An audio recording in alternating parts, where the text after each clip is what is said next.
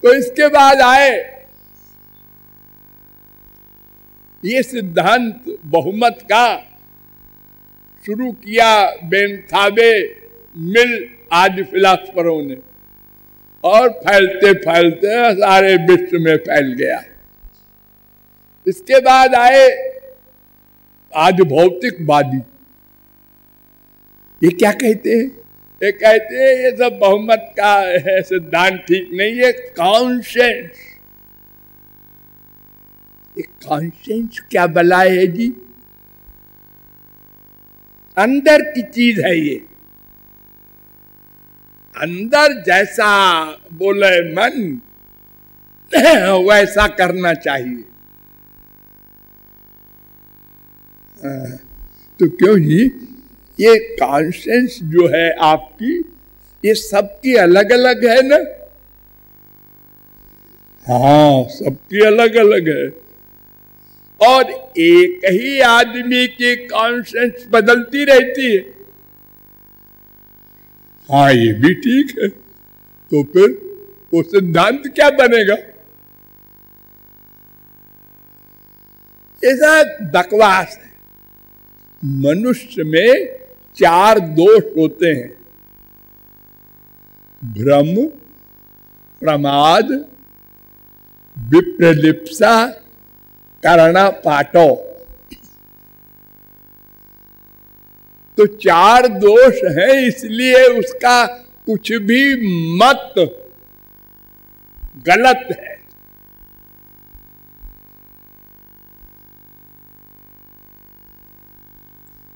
ब्राह्मण एक वस्तु को दूसरा समझना, रस्सी को सांप समझना, पीतल को सोना समझना, आत्मा को देह मानना, ये भ्रम है। और प्रमाद मन की असावधानी। मन चंचल है ना, 1 मिनट में बदल गया। उसी माँ के प्रति, उसी बाप के प्रति, उसी बीबी बेटा बेटी के प्रति हमारे आइडियाज दिन भर में कितने बदलते रहते हैं।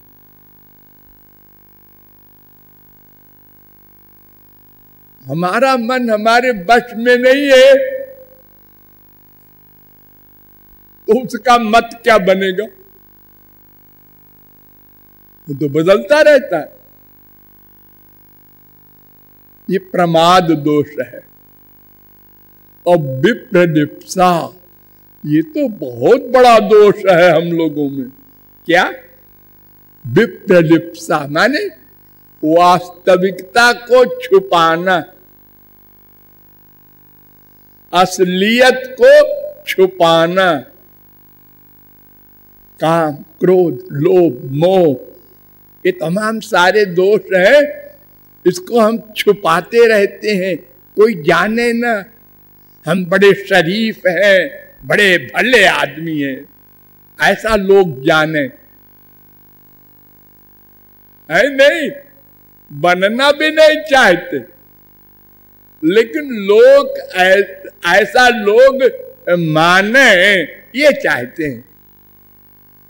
अगर बनना चाहते तो कब के महापुरुष बन गए होते।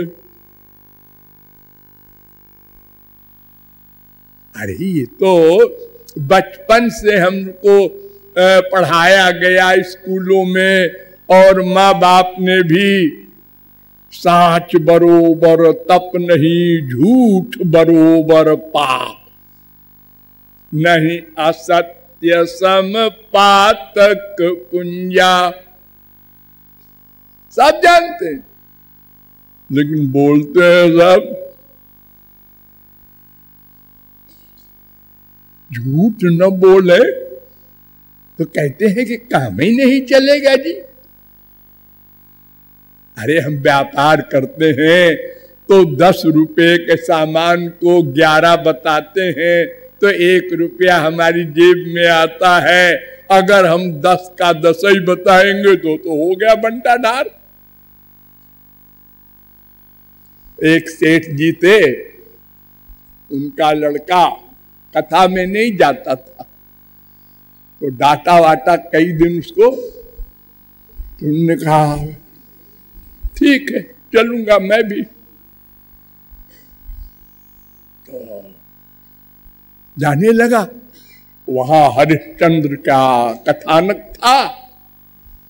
सत्यवादी हरिश्चंद्र ने भगवान को झुका दिया, इसलिए सबको सत्य का अवलंब लेना चाहिए। सत्यम वद धर्मं चर, वेद कहता है सत्या न प्रमदितव्यम, वेद कहता है। तो दुकान पर दूसरे दिन गया और उसने कहा ये सामान कितने का है भाई? उसने सब सच बता दिया, ये इतने का है भैया। बाप सुन रहा था, ने कहा कुछ गड़बड़ है क्या इसका है? कुछ मेमोरी खराब हो गई है? रोज तो ठीक बेचता था, आज ये कैसे उल्टी पलटी बात कर रहा है? एक सामान को कह दिया होगा। बड़े ध्यान से देखता रहा बाप, दूसरे सामान को भी ऐसे ही कह दिया। उसने कहा है तो हो गया बंटाढार हमारी दुकान का। तो उसने कहा है जा घर में तेरी मम्मी बुला रही है। उसको दुकान से हटा दिया और घर आके वो झापड़ लगाया। बेवकूफ, ऐसे माल बेचेगा? हम दुकान का किराया कहां से देंगे? बिजली का, पंखे का, ये तमाम टैक्स कहां से भरेंगे? तुम लोगों का पालन कैसे करेंगे? पिताजी आप ही ने तो कहा था कथा सुना करो। अरे कथा सुनने का भी एक आइडिया होता है। क्या आइडिया? जब कथा सुनने बैठो तो अपने आंचल को, कुर्ता कमीज जो भी हो, ऐसे करके बैठो, और जब कथा समाप्त हो जाए तो ऐसे ऐसे कर दो, माने पंडित जी को अर्पित हो, अंदर न जाने पाए।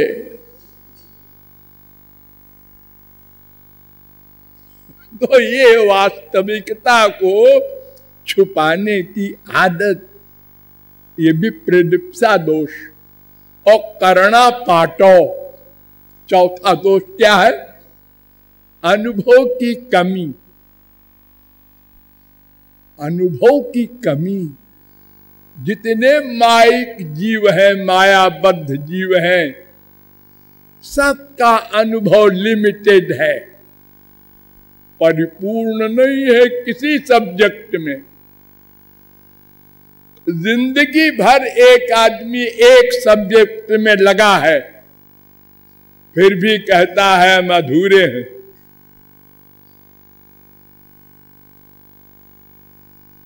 तो ये 4 दोष होने के कारण जितने भी संसार के विद्वान हैं, अपने को बड़ा जीनियस कहते हैं, लेकिन मायाधीन है।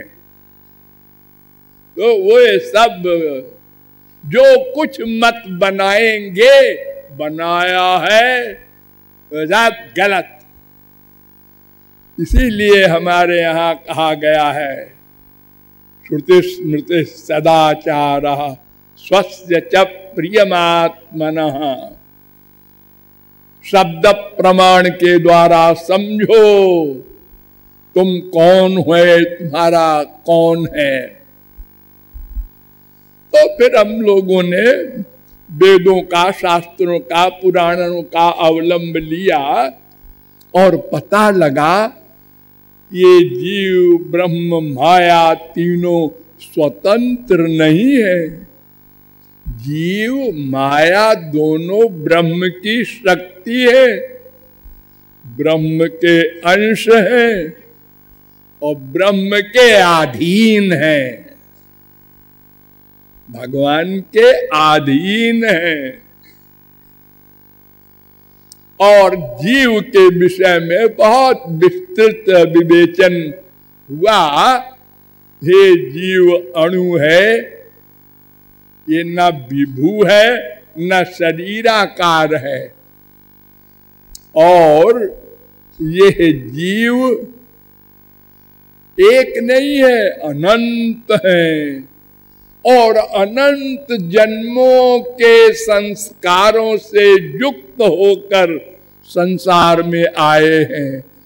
अपरिमिता ध्रुवा तनुभृतो यदि सर्वगता तर्हि न शास्यते नियमो ध्रुव ने तरथा। 10:87-30 भागवत। सचानंत्याय कल्पते श्वेताश्वतरोपनिषद 5:9। हम लोग जो भोले भाले हैं कहते हैं कि भगवान ने संसार बनाया जब, तो एक को मनुष्य बना दिया, एक को गधा बना दिया, एक को कुत्ता बना दिया। ऐसा क्यों? कोई जलचर, कोई भूचर, कोई खेचर, कोई स्वेदज, कोई अंडज, कोई उद्भिज, कोई जरायज, इस तमाम प्रकार का सृष्टि का वैषम्य 84 लाख योनियों का। ऐसा क्यों? उस जीव ने क्या गुनाह किया था? अभी तो सृष्टि शुरू हुई है। वेद कह रहा है, सूर्या चंद्रमसौ धाता यथा पूर्वमकल्पयत् दिवंच पृथिवीं चांतरिक्ष मथोस्व। नारायणोपनिषद 5:7। प्रजा सृज यथा पूर्वम याश्च मयि अनुशेरते। 3:9-43 भागवत। ससर्जेदम सपूर्ववत् 2:9-38 भागवत। जैसे सृष्टि पहले थी वैसे ही प्रकट कर दिया है भगवान ने, कुछ बनाया बनाया नहीं।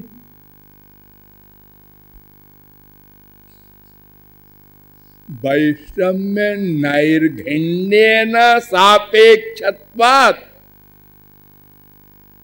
न कर्मा विभागादिति चेन्न अनादित्वात्। 2:1-34, 2:1-35 वेदांत।